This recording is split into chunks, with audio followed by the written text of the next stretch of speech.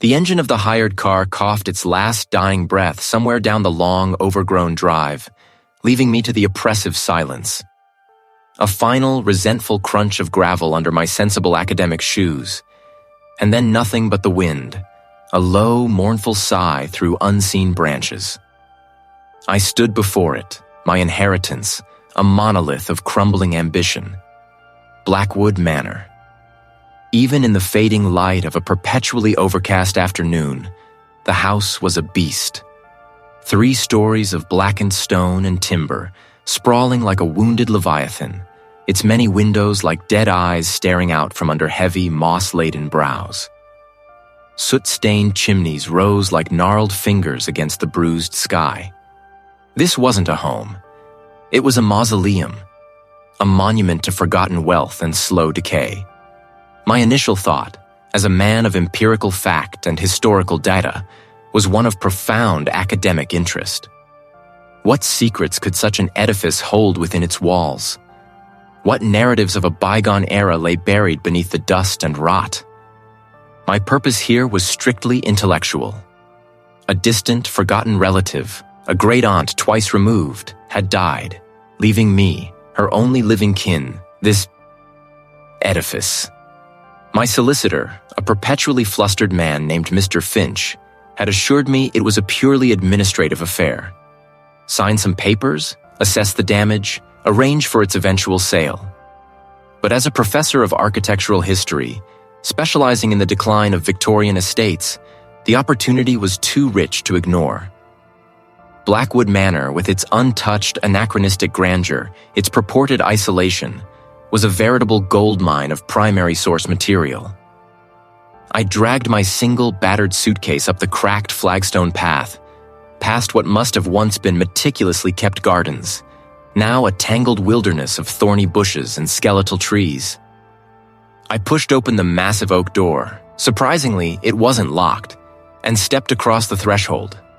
This was, I supposed, the intake holding area Mr.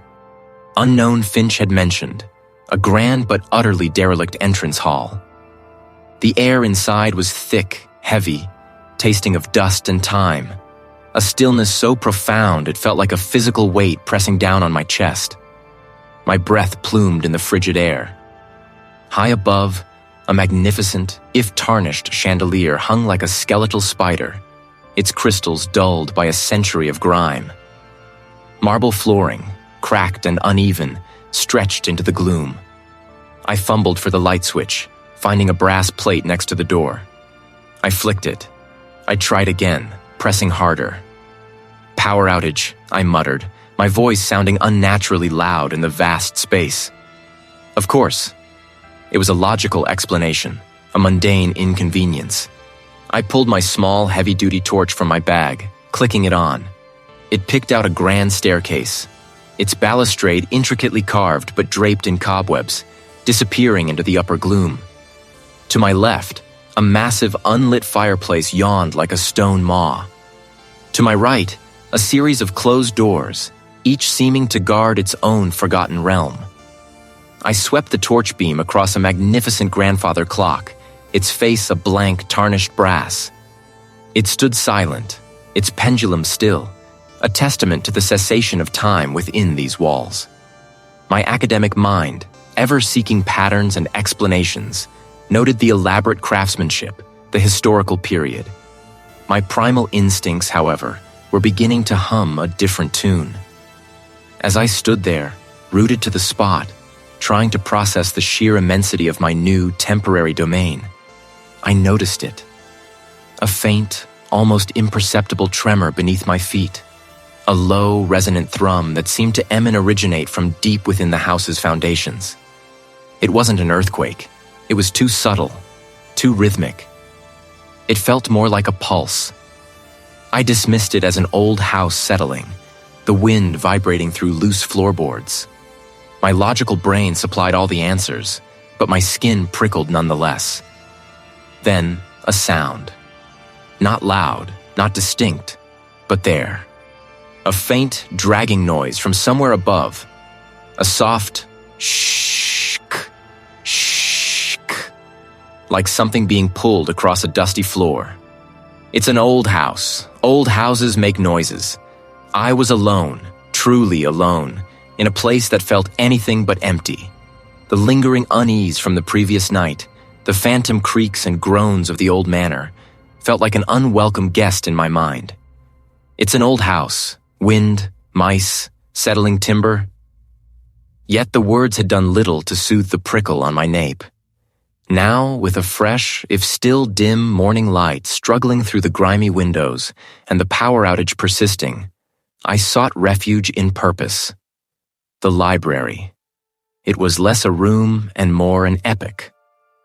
Dust motes danced in the anemic shafts of light that pierced the gloom, illuminating towering shelves that groaned under the weight of forgotten knowledge.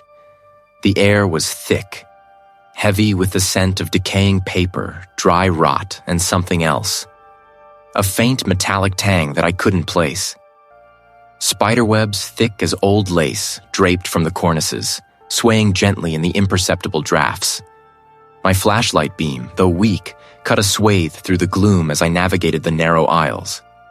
I pulled on a pair of thin gloves, more for the grime than any perceived danger, and began my systematic approach. Starting with the local history section I'd vaguely noted on my initial hurried survey.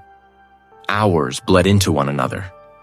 My eyes, accustomed to the dimness, scanned titles, my fingers tracing the spines of leather-bound tomes. Most were prosaic records of land ownership, local genealogies, or agricultural practices.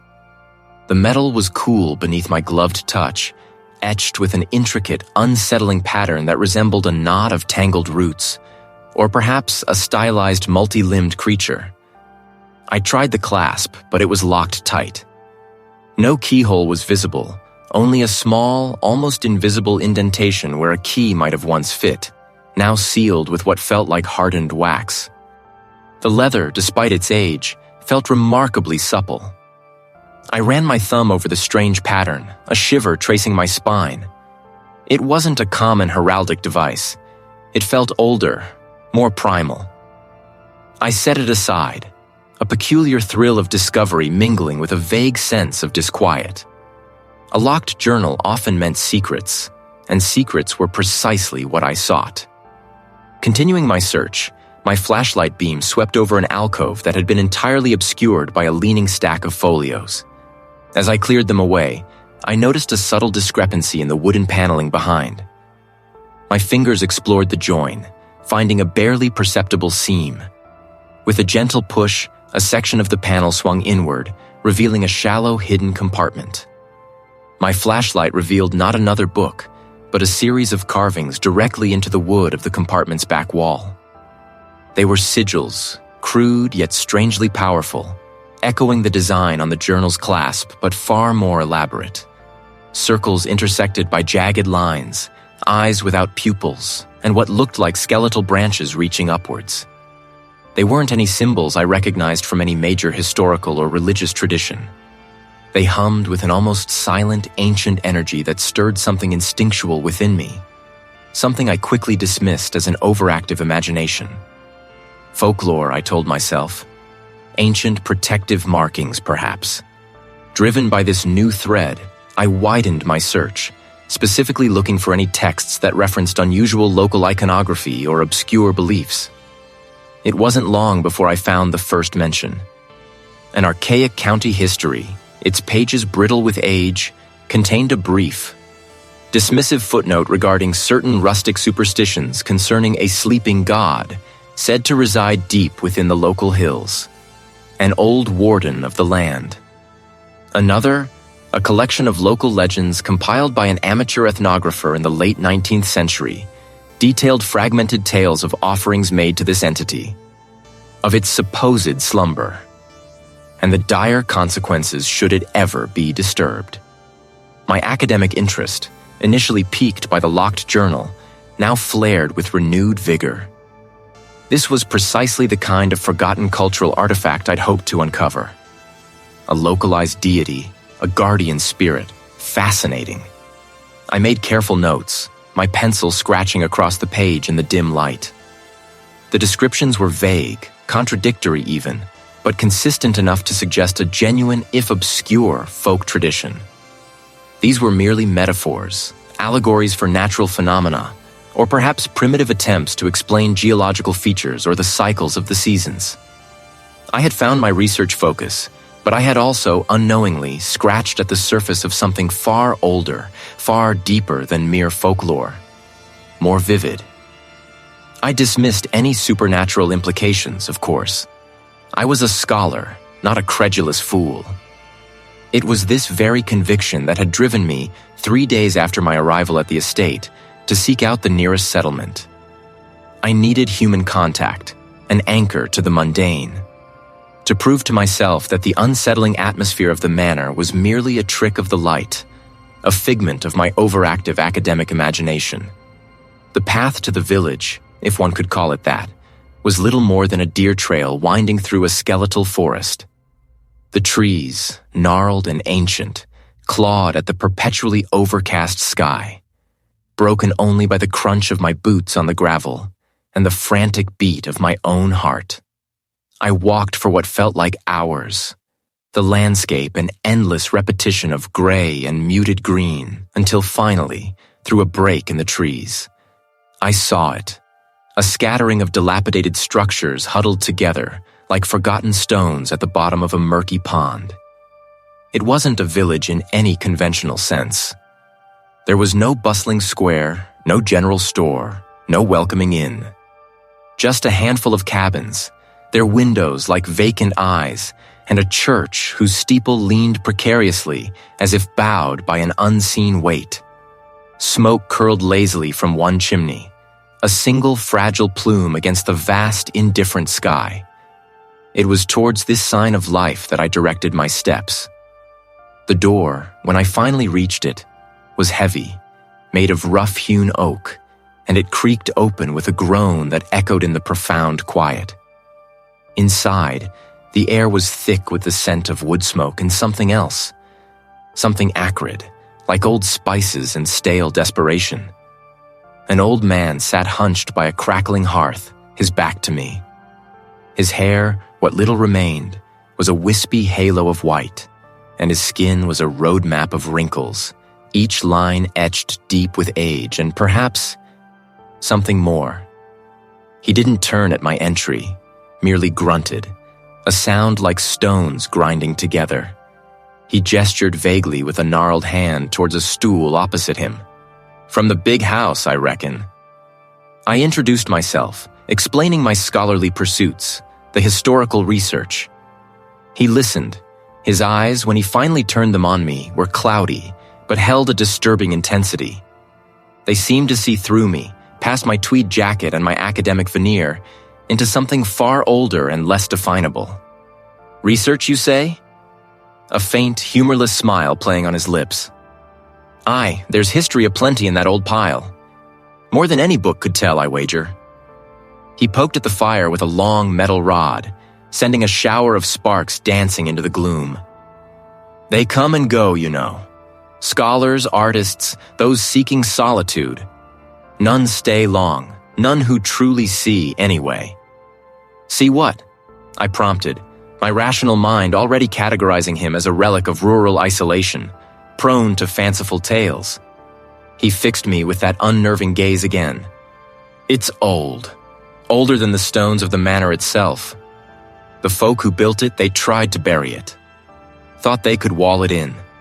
But some things, they find a way to seep through. He spoke of unnatural occurrences, of livestock found drained of blood. He recounted fragmented tales of a prior owner, a man driven mad by what he found within the manor's deepest cellars, a man who, in his delirium, it calls to the lonely, to the curious, and it takes. I nodded, maintaining a facade of polite interest. Of course, I dismissed it all. These were the fevered ramblings of an old man, isolated from the world, his mind perhaps addled by age and the pervasive gloom of the valley. Unnatural occurrences were easily explained by wild animals or the harsh realities of rural life. The hunger in the walls was a metaphor for decay, for the manor's physical deterioration, perhaps even for the economic hardship that had plagued its former inhabitants. a quaint, if disturbing insight into the local folklore. I was a scholar, after all. My purpose was to document such things, not to be swayed by them. Unwelcome passenger on my journey back to the safety of the estate. The power is still out. It reminds me of how it all truly began, not with the investigation, but with the quiet, insidious unraveling of my own sanity within those walls, even as the damp concrete floor beneath me offers no comfort. It began subtly, as most insidious things do. Faint, disembodied.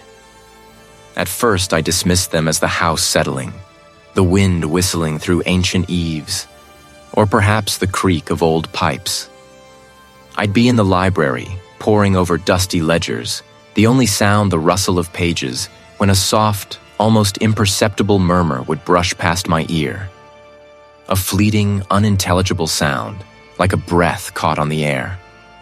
My scientific mind, trained to observe and categorize, attributed it to auditory pareidolia, the mind constructing patterns from random noise. Yet, the occurrences grew more frequent, more distinct, though never quite coherent enough to form words. They were always just at the edge of hearing, a spectral static that seemed to hum just beneath the threshold of my perception, a constant, unsettling presence. I'd be walking down a hallway, feeling the ambient coolness, when suddenly, a pocket of air would become intensely frigid, like stepping into a walk-in freezer. The hairs on my neck would prickle, and a shiver would trace its way down my spine, independent of the room's overall temperature. I tried to rationalize it. Drafts, faulty insulation, a quirk of the Manor's antiquated structure. I even brought in a small handheld thermometer, determined to quantify the phenomenon. The readings were inconsistent, sometimes dropping several degrees in an area no larger than a cupboard, then returning to normal within seconds. My instruments, usually so reliable, seemed to mock my attempts at empirical verification. The moving objects were harder to dismiss. A book, which I was certain I had placed flat on the desk, would be found slightly ajar, as if someone had just closed it. A pen I'd left on a notepad would roll, inexplicably, across the smooth surface of the polished wood, coming to rest at the very edge. I started to meticulously arrange items, almost like a child setting a trap, taking mental notes of their exact positions. I even drew faint pencil lines around them. More than once, I'd return to find my careful arrangements disturbed, the pen now 3 inches to the left, a stack of papers subtly askew. One afternoon, I was in the drawing room, contemplating a particularly grim portrait, when a heavy brass letter opener, which had been resting squarely on a side table, slid slowly, deliberately, off the edge and clattered to the floor. I saw it happen. My eyes were fixed on it. There was no vibration, no uneven surface. It simply moved. My heart hammered against my ribs. My scientific worldview, a fortress I had built over decades, began to show its first irreparable cracks. But it was the dreams that truly began to unravel me.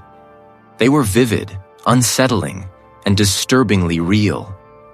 I would drift into sleep, only to find myself back in the Manor, but a distorted, nightmarish version of it. Animated mockeries of their former selves. They challenged everything I believed, everything I knew about the world, about consciousness, about reality itself. The Manor wasn't just a place of investigation. It had become a crucible for my sanity, where the unexplainable was no longer an abstract concept, but a terrifying, palpable truth. Always the same. The smell of damp earth and something else. Something metallic and cloying, like old blood. Tonight, though, the dream was different. Sharper.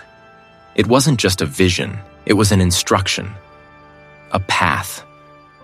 I jolted awake, heart hammering against my ribs. The power, it seemed, had finally given out. I was in what had once been the estate's intake holding area. A robust, stone-walled room in the deepest part of the basement, now repurposed as a temporary secure shelter during the storm-induced outage. It felt less like shelter and more like a tomb. The dream's images still burned behind my eyes. A specific section of the wall in this very room, marked by a faint, almost invisible seam in the ancient stones. I swung my legs over the side of the cot, the rough blanket falling away, and fumbled for my lantern. My gaze was drawn immediately to the spot from the dream. It was just as I'd seen it, a patch of stone, no different from the rest, yet I felt an undeniable pull towards it.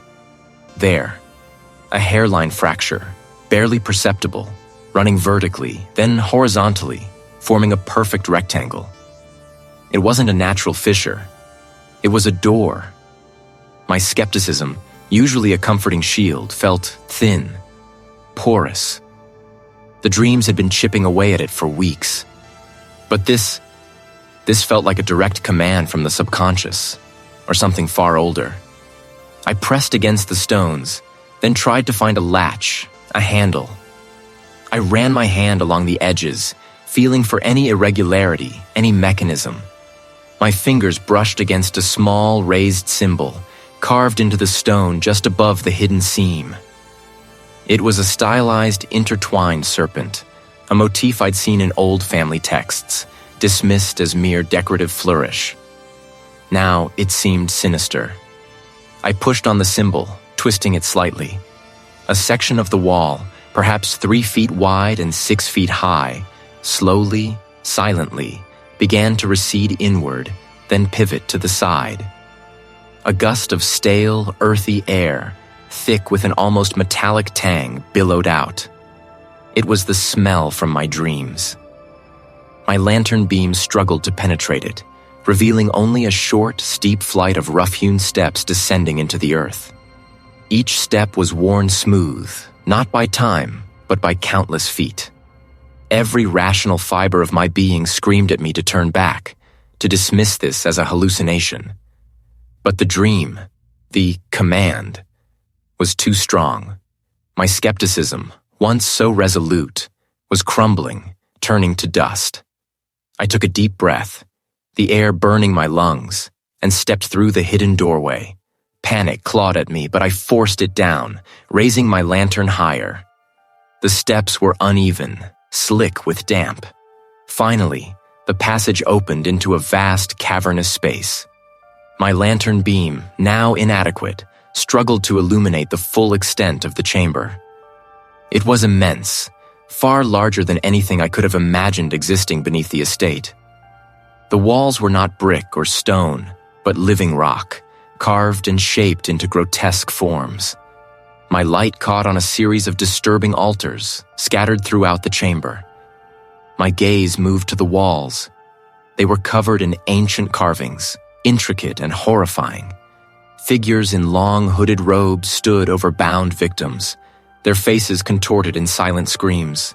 There was no ambiguity, no room for interpretation. These weren't allegories. They were explicit depictions of human sacrifice. Then I saw it. Above the largest central altar, carved into the very rock of the cavern, was a massive, ornate crest. It was the family crest.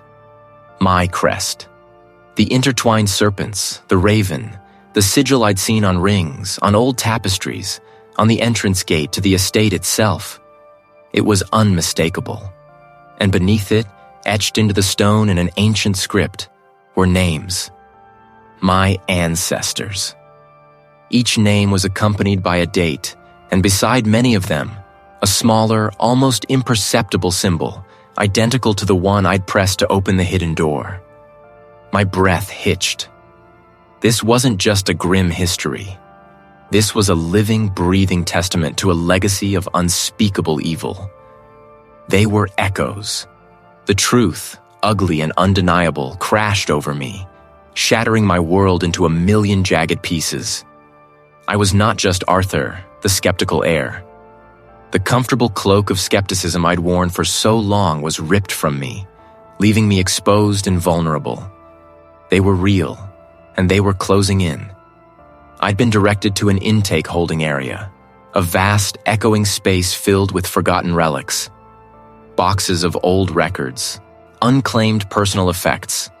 furniture awaiting disposal. My great-aunt's final belongings were supposedly here, a last desperate attempt to find anything that might shed light on her own final terrifying days. The air was thick with dust and the scent of decay, a fitting prelude to the horror I was about to unearth. My phone's flashlight carved a trembling path through the gloom, illuminating towering stacks of cardboard boxes. It took me hours, my hands growing grimy, my throat raw from the dust, before I found it. Tucked away in a forgotten corner, behind a stack of mildewed encyclopedias, was a heavy, leather-bound chest. It wasn't my great-aunt's. The initial E tooled into the leather, faded but unmistakable, belonged to Elias, my ancestor. This was it. This felt like the source. I fumbled with the rusted clasp, the metal groaning in protest before yielding. Inside, not neatly organized papers, but a chaotic jumble of journals, their pages brittle and yellowed, their bindings cracked. The ink on the earliest ones was meticulous, elegant, but as I moved through the stack, the handwriting grew increasingly frantic, scrawled, almost clawed into the paper. The first journal, dated 1888, began innocently enough. Elias, a man of intellect and curiosity, documenting local folklore, strange occurrences in the surrounding woods. It shows me things. It asks for attention. Attention. Understanding. Was that what it had demanded of me in my own dreams? As I delved deeper, Elias's descent became horrifyingly clear. It feeds on fear. Not just any fear, but the fear cultivated within the bloodline. It grows stronger with each generation that acknowledges its presence. It craves a vessel, a conduit. Not to possess, but to simply exist through. My breath hitched. A vessel, a conduit. Elias wasn't just observing, he was facilitating. He described the sacrifices, not of life, but of will, of sanity. He spoke of allowing the entity to deepen its roots, to weave itself into the very fabric of the family. Then came the most devastating revelation, scribbled across a page in a hand so shaky it was barely legible, almost as if Elias himself was fighting against writing it down. We are not merely victims, Arthur. We are the chosen. The bloodline is not cursed, it is bound. From the first, it has found a home within us, a fertile ground for its insidious growth. Each generation adds to its strength, each descendant a fresh thread in its tapestry of influence. It demands perpetuation. It demands us. The words blurred before my eyes. Arthur, he knew my name. Elias wasn't just talking about himself, he was talking about me. The entity wasn't just haunting my family, it was part of my family. Elias's final entries were a maelstrom of paranoia and a terrifying acceptance.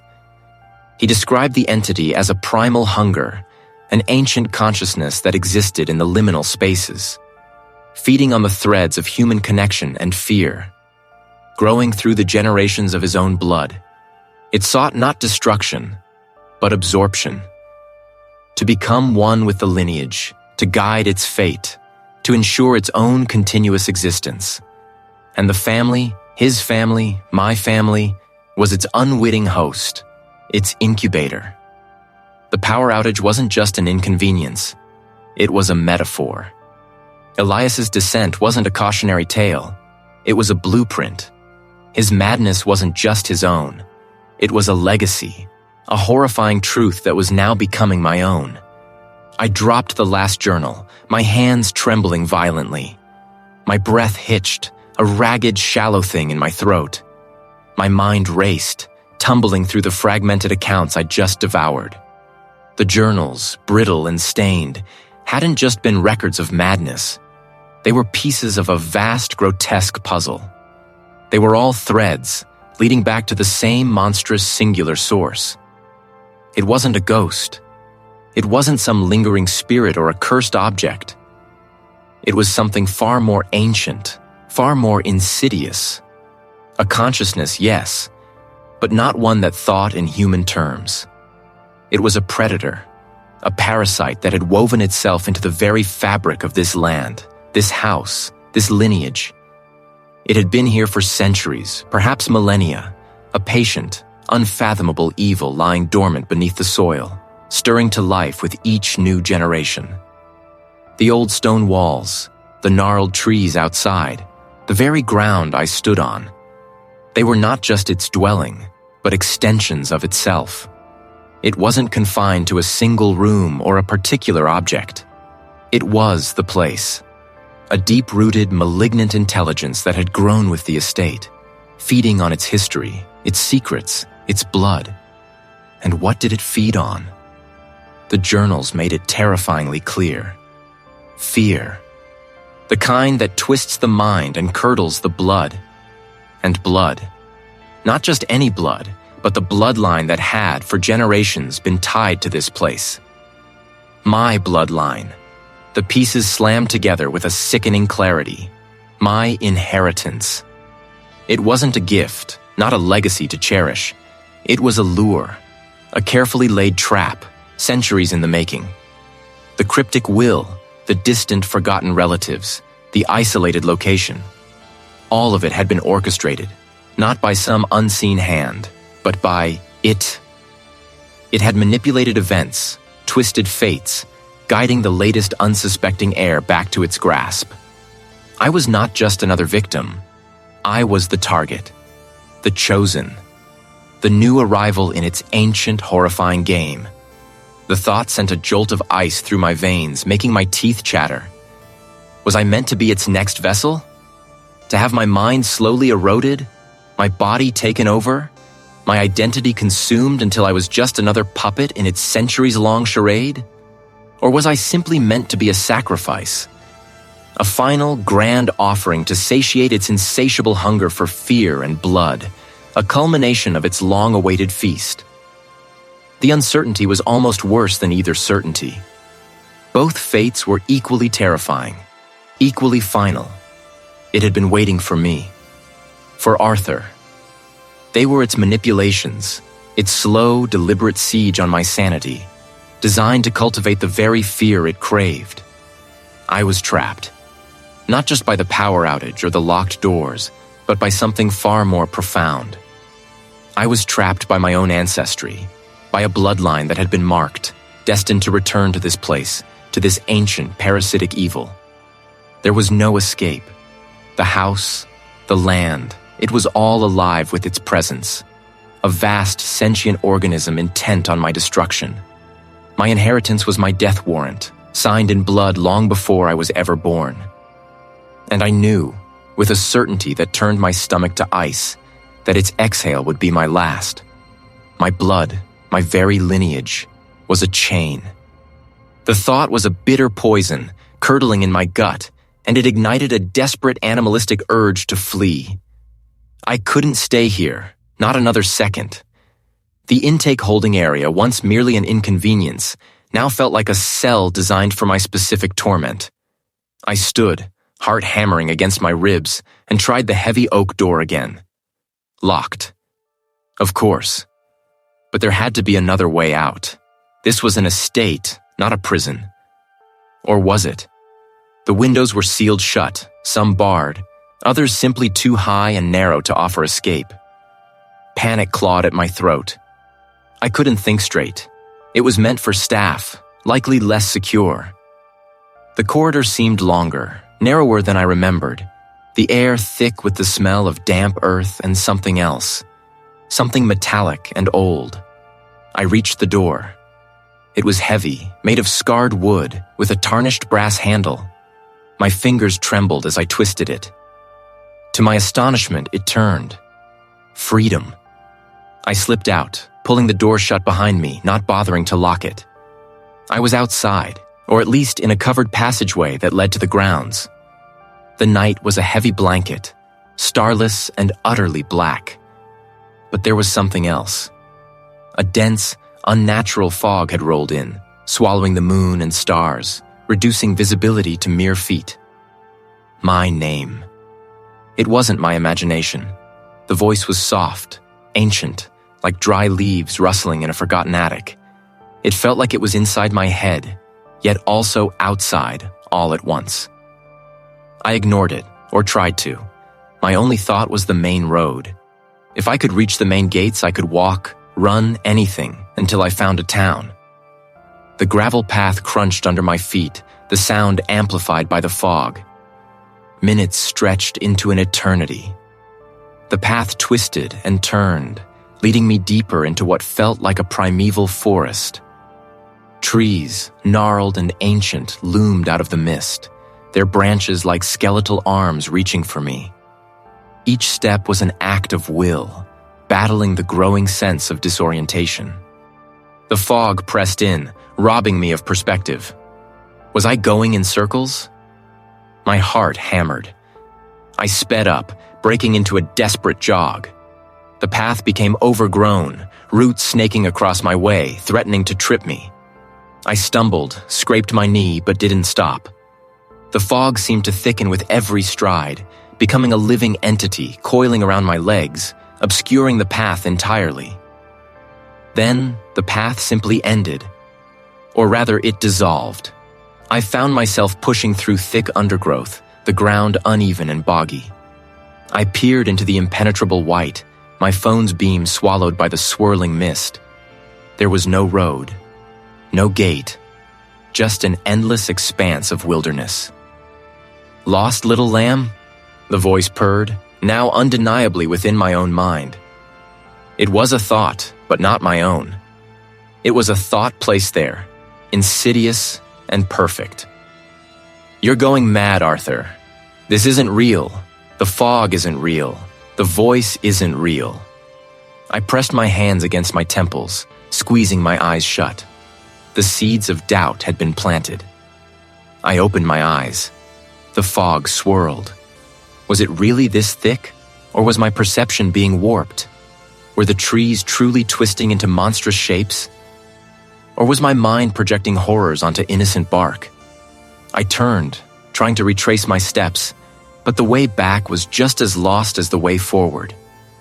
Every direction looked the same, an endless swirling white. I was utterly, hopelessly disoriented. Hours passed, or perhaps only minutes. Time lost all meaning. I wandered aimlessly, calling out, my voice swallowed by the dense mist. And then, through a sudden momentary thinning of the fog, I saw it. The silhouette of the mansion, looming out of the mist, impossibly close. I had walked for what felt like miles, in every direction, yet here I was, back at the estate. I hadn't escaped at all. I had simply circled back, drawn by an invisible, undeniable force. My legs gave out. I looked at my hands, then at the house. My sanity, once a sturdy anchor, was now a tattered sail, flapping wildly in the storm. I was back, and the entity knew it. It was laughing. The fog swirled around me, and the mansion seemed to grow, to swell, to consume. When I next became aware, it wasn't the open air I felt, nor the shifting mist. I was inside. I lay on a flagstone floor, hard and unyielding, the air thick with the scent of damp earth, stagnant water. And something else, something sickly sweet, like decaying blossoms mixed with old blood. This wasn't a living room or a grand hall. I pushed myself up, my muscles screaming in protest, my hands scraping against the rough stone. The entity was here, closer now than it had ever been. It wasn't a distant presence, but a vibration in my teeth, a hum in my bones. My head throbbed, a relentless drumbeat that mirrored the pulse of the unseen evil around me. Terrifying level. They spoke of hunger, of awakening, of a coming communion. The visions began then, not as fleeting glimpses, but as fully formed realities superimposed over my own. Figures moved around it, cloaked and cowled, their faces hidden, their movements unnervingly precise, ritualistic. I saw the ritual unfold with horrifying clarity. I saw the blades, obsidian sharp, rising and falling. I saw the blood, not red, but a deep tar-like black, pooling and swirling, drawn into the very fabric of the altar. And then I saw it. This couldn't be real. It was a nightmare, a breakdown. I squeezed my eyes shut, pressing the heels of my hands against them, trying to force the visions away, to sever the connection that was binding me to this horror. The pull intensified, a physical sensation now, like invisible cords tightening around my limbs, tugging me forward, drawing me into the heart of the vision. My body felt heavy, yet simultaneously light, as if my essence was being stretched, thinned, prepared. I tried to scream again, but only a choked gasp escaped. My hands, when I dared to look at them in the phantom light of the vision, seemed to ripple, their skin taking on a pale, almost translucent quality. No, this wasn't happening. I fought it, every fiber of my being screaming in defiance. I thrashed against the unseen bonds, clawed at my own face, anything to break the spell. But the more I struggled, the deeper the pull became, the more vivid the visions. I saw myself in the ritual chamber, not as an observer, but as one of the cloaked figures. I saw my hands pale and veined, reaching for a blade. I saw my mouth opening, joining the guttural chant. I wasn't just witnessing the evil, I was becoming a part of it. The corruption wasn't just external, it had seeped into my very core, twisting my thoughts, perverting my will. The entity wasn't just drawing me to the ritual, it was drawing me into it, making me a component, a participant, a vessel. My struggles became weaker, my defiance fading, replaced by a horrifying, sickening acceptance. The ritual was inevitable, and so was my role within it. I was no longer Arthur, the observer. Becoming it. The realization hit me with the force of a physical blow, stripping away the last vestiges of my sanity. My breath hitched in my throat, a ragged, useless sound. I could feel the presence, not just with my eyes, but with every nerve ending, every atom of my being. It seeped from the very walls, from the cracked floor beneath my bare feet, from the suffocating air itself. The ritual, I knew, was reaching its terrible crescendo. This was the main act, and I was the star. It was a wet, sucking noise, like something ancient pulling itself free from primordial mud.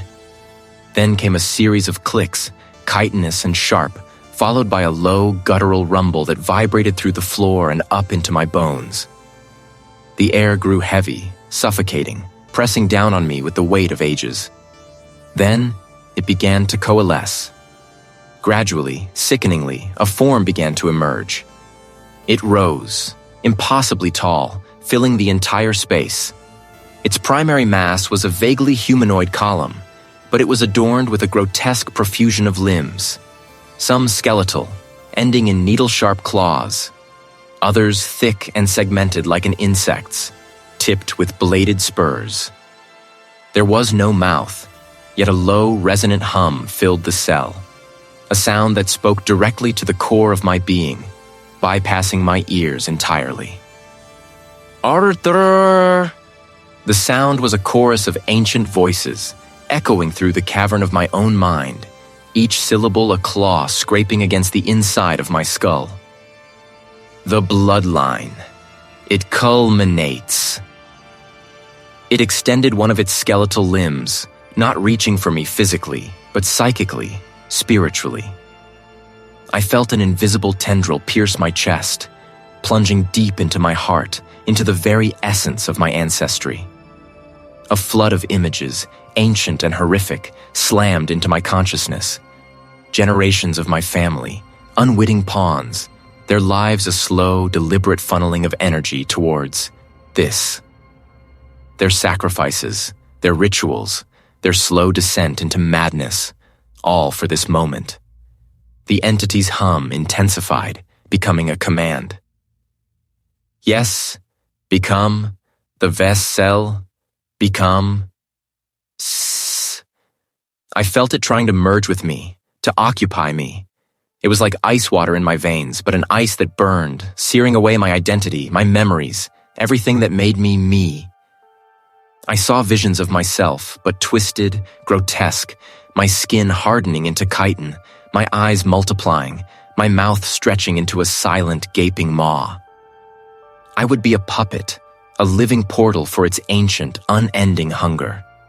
But beneath it, a tiny, defiant spark flickered. This was not just a monster. It was my inheritance, my curse. And if it was my curse, perhaps I could break it. I looked down at my hands, trembling, then at the rough concrete floor. The merging was almost complete. I could feel my own will dissolving, my thoughts becoming its thoughts. The bloodline. It must serve. No, not my bloodline. Not me. With a desperate guttural cry that ripped from the deepest part of my gut, I lurched forward. My vision swam, but I focused on the only thing I could. The hard, unyielding edge of the concrete bench bolted to the wall. It was crude, sharp in places. My own blood, the very blood it coveted, was the only weapon I had left. The entity recoiled slightly, confused by my sudden, desperate movement. It had anticipated surrender, not defiance. I slammed my left wrist down onto the sharpest edge of the bench with all the force I could muster. A searing pain exploded through my arm, followed by the warm, gushing rush of my own lifeblood. I didn't stop there. Gritting my teeth, I dragged the wound, tearing the flesh, a scream tearing from my throat. No! The entity's hum intensified into a shriek of pure, ancient rage.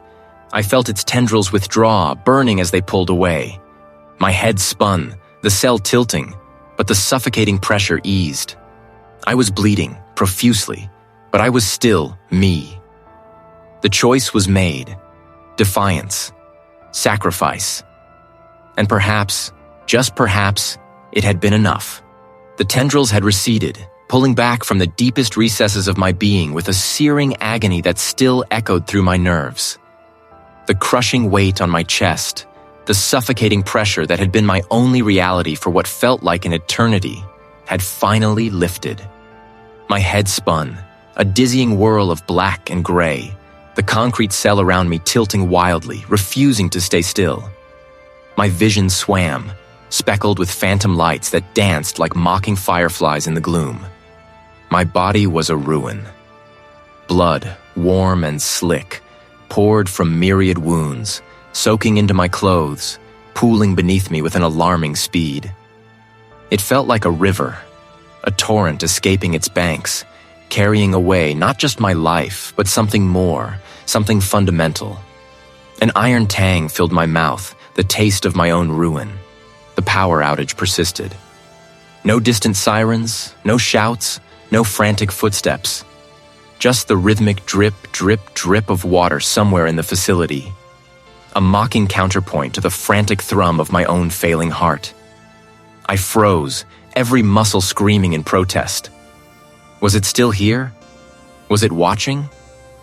I tried to move, to push myself up, but my limbs felt like lead, unresponsive, foreign. When I opened them again, something had changed. A faint, almost imperceptible luminescence pulsed at the edges of my vision, outlining the jagged cracks in the ceiling, the grimy contours of the cell door, the faint, shimmering trails left by the receding tendrils on the opposite wall. It wasn't light, not truly. It was a seeing. A new kind of perception that bypassed the need for photons. I saw the air, thick with motes of dust, swirling with unseen currents. I saw the faint, ghostly imprints of past events on the very fabric of the concrete. Not memories, but echoes, residual energies. And I felt it. It wasn't outside me anymore. It was a presence. My own blood, still seeping, no longer felt entirely mine. It felt purposeful, like an offering. A low hum began to vibrate deep within my chest, not from my heart, but from something deeper, something that now resided where the tendrils had been. It was a resonant frequency, a fundamental tone that seemed to align with the unseen energies I now perceived. It wasn't just a sound, it was an echo, a reverberation of something that had been. And now I could feel its echoes in the very marrow of my bones. I managed to push myself onto an elbow, the effort sending fresh waves of nausea through me. My hand, slick with my own blood, came into my view. It wasn't just blood. There was a faint, iridescent sheen to it, a subtle shift in its crimson depth, as if infused with something otherworldly. My eyes, in that distorted mirror, seemed to burn with an unsettling intensity. Pupils dilated to consume the gloom, reflecting not just the faint luminescence I now perceived, but something deeper, something ancient and hungry. It wasn't my strength. It was a borrowed power, a residual charge, or perhaps a nascent one. They spoke of depths, of hunger, of long slumbering things. I was alive. But the Arthur who had entered this place, who had fought and screamed and bled, he was gone. Or perhaps he had simply become something else. The tendrils had withdrawn, yes, but they hadn't left me empty. They had left me filled. Filled with an echo, a fragment, a seed of the very horror I had sought to escape. The ancient evil hadn't been defeated. It had merely found a new vessel, a new vantage point from which to perceive the world. The long night had just begun.